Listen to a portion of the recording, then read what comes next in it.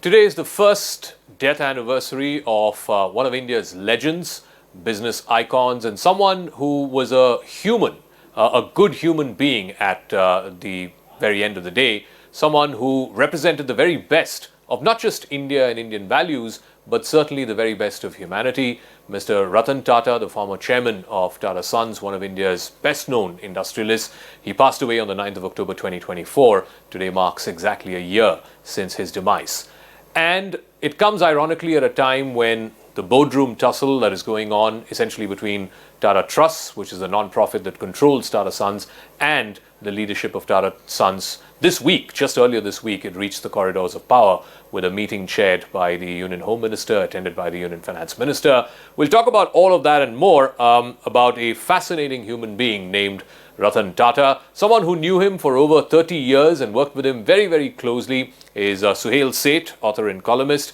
Thank you very much, Suhel, for joining us and taking time out for this special segment on our broadcast tonight. I want to start off by asking you about a piece that you wrote this morning for our sister concern, Money Control. You talked about remembering Mr. Ratan Tata as someone who was a good human being more than anything else. And I want to quote from a small portion that you wrote.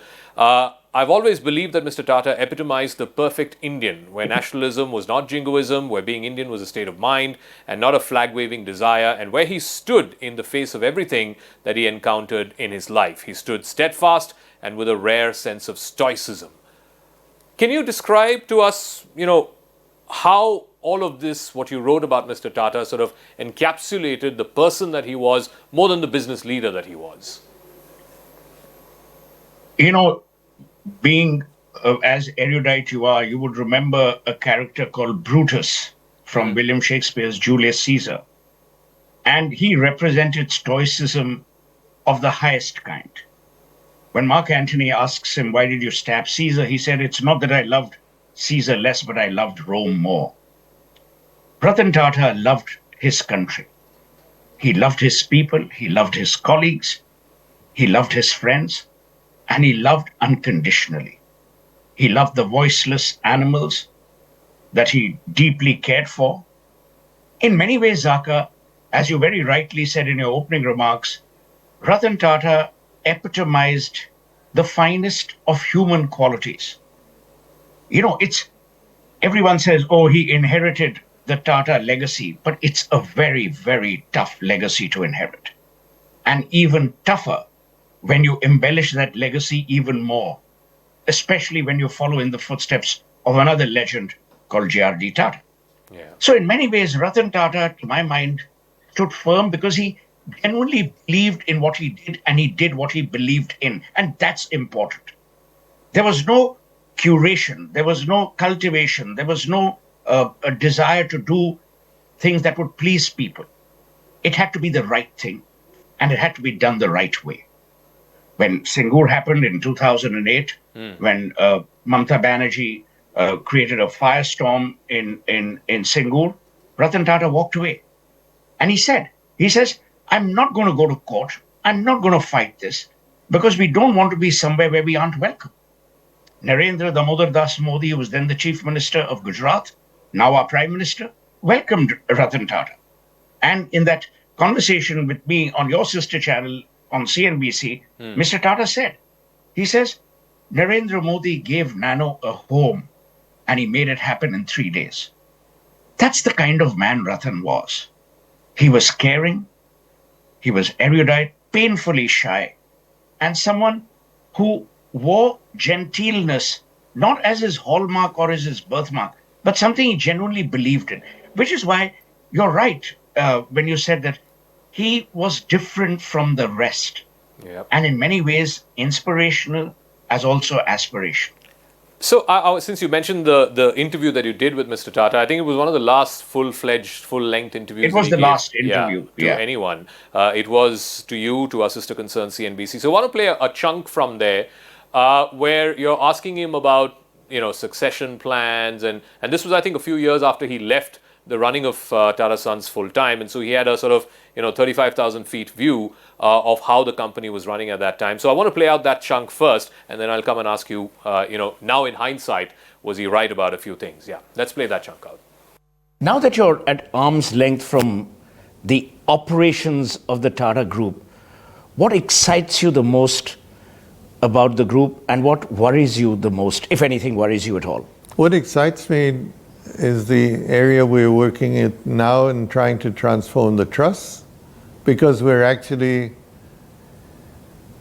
in a manner of speaking, having the same excitement as one did in setting up an industrial enterprise, dealing now with trying to reach people, trying to provide healthcare, The National Cancer Grid. the cancer grid, nutrition.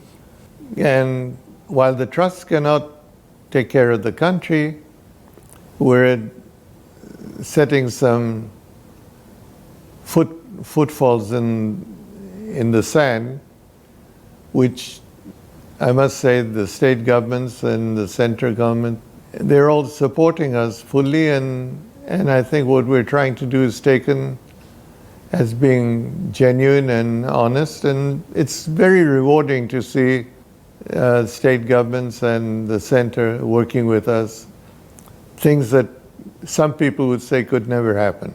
So that's the trust. What excites you about the Tata, the House of Tata, the industrial bit, and what worries you the most, if anything? I think it's too hot a question to answer, given what we've been going through in the last several months.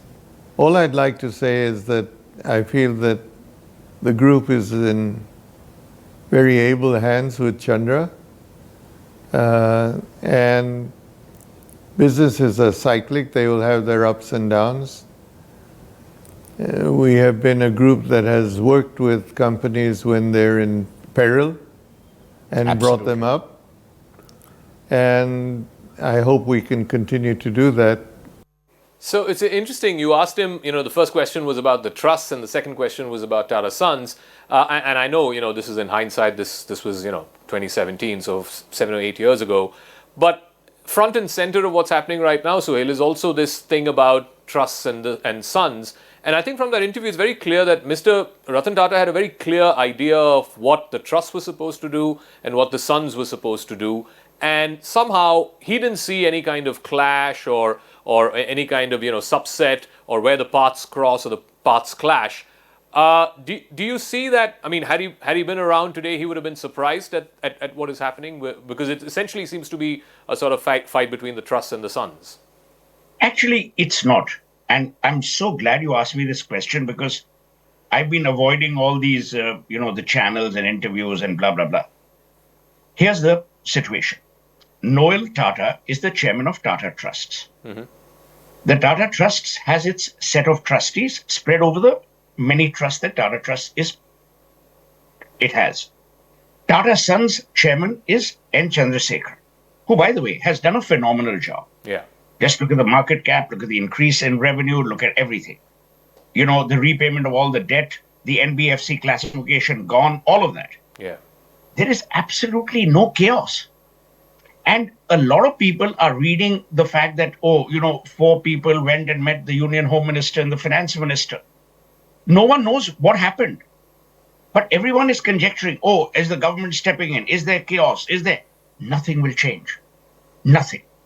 We today are on October 9, 2025, Zaka, and I will wager with you, nothing will change. This is not a ship that is at any peril, either at the trust's end or at the son's end.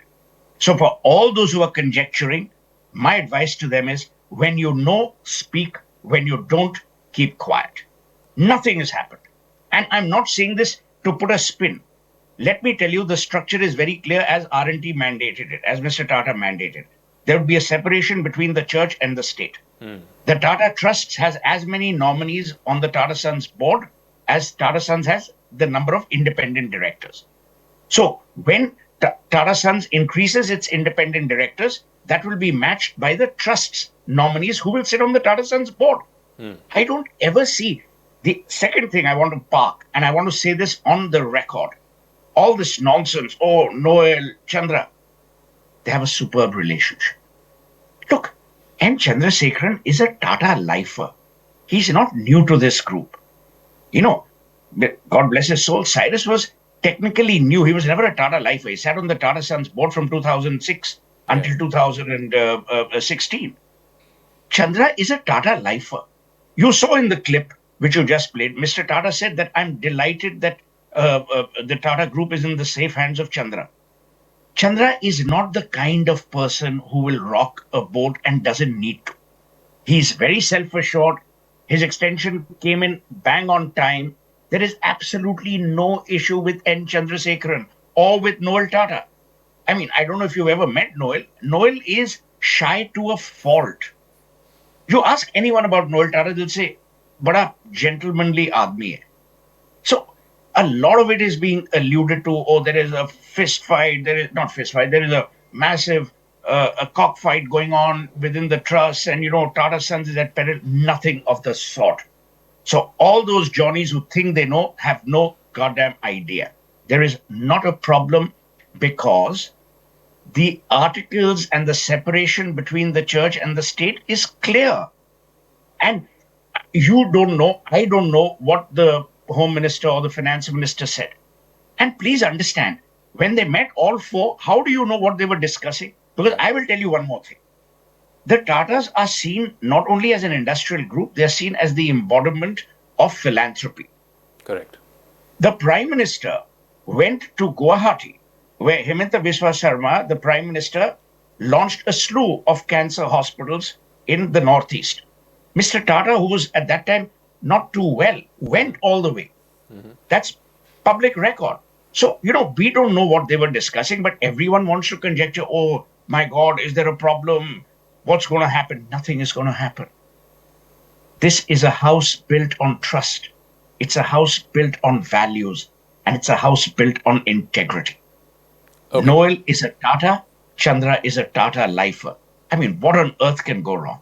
I also want to play out and go back to another portion of that interview. And interestingly, even in the first chunk that we played out, this was, I think, a few months after this whole, battle that happened with Cyrus Mistry had just concluded. And you've written in the piece as well that that was one of the saddest days that you've seen Mr. Ratan Tata. But let's play out that second portion. Again, this is about succession. This is about how he envisioned the future of Tata and this relationship between trusts and sons. So I can play out that second chunk as well, and I'll come back to you in a moment, Suhel. Yeah. What do you think went through the minds of the founders when they set this up, and especially transferring their value in Tata Sons to the trusts? Well, I think it was a different view of ownership. Mr. J.R.D. Tata often used to refer to Tatas as being the trustees of the people. The Tata family could have become tremendously wealthy by having distributorships, partnerships, etc. in the businesses. But most of the businesses, whether it was steel, whether it was power, or institutions, were set up as institutions for the country. So Jamshedji Tata could just as well have dedicated Tata Steel to the nation or dedicated Tata Power to the nation. They belong to the shareholders and to the people. Personal ownership and personal wealth happened when it happened, but was never the criteria for these companies to be established. So it was natural that he did leave his ownership to his two sons, and then his two sons, who had no children, left them in charitable trusts as beneficiaries of the companies that they held. So it was a refreshing change that gave way to ownership in an industry not being for the beneficial interest of A or B or C, but for the better good of humanity. So one interesting thing that he says there was the founders envisioned the Tata Group to be the trustees of the people. And again, I want to, juxtapose what he meant, because it was clear that, they wanted it to be controlled by a philanthropic organization. Profit, if it comes, comes. If it doesn't come, it doesn't come. Those are the words that Mr. Ratan Tata used. So again, just envisioning the what the founders had in their mind to what is happening now. Do you think there's a disconnect, or do you think ultimately, like you said, it'll all resolve? No. Because So, the holding company is not here for the money, right? They're not here for profits, as Mr. Tata explained. so I think it's a brilliant question. Let me explain it in a very simple manner for all your viewers. Tata Sons is the holding company and the investment company for the Tata Group industry businesses. Tata Trusts is a shareholder in Tata Sons, but Trusts is a philanthropic organization. They own 66% of Tata Sons. Whenever Tata Sons declares a dividend, that dividend comes into Tata Trusts, which is then disbursed through for all the charitable programs that the trusts run. Yeah. It's very simple and it's beautifully calibrated. Zaka, come to think of it. Yeah. Now you tell me all the noise that has been made over the last year, Tata Sons will get affected. No. N. Chandrasekaran is the chairman of Tata Sons. He is responsible for Tata Sons and all the operating companies that Tata Sons controls. Noel Tata is the chairman of Tata Trusts, and he is responsible for all the philanthropic activities that the Tata Trusts run. Noel Tata is not an interventionist or is even interfering with Tata Sons or vice versa. So I see absolutely no overflow, overlap, intervention, interference at all. All right. Which is why, Zaka, you're the only person I spoke to. Where everyone wanted an angle of destruction. Everyone wanted, oh, Armageddon is falling upon us. Nothing is happening. Tata Sons will continue to perform admirably, as will Tata Trust under their two respective leaders. All right, Suhel, thank you so much. I know you've made this exception only for me and for CNN News 18, so I really appreciate that. And it was a fascinating conversation, a fascinating insight into a company and individuals that you've known for many, many years. Thank you so much for this conversation. Thank you.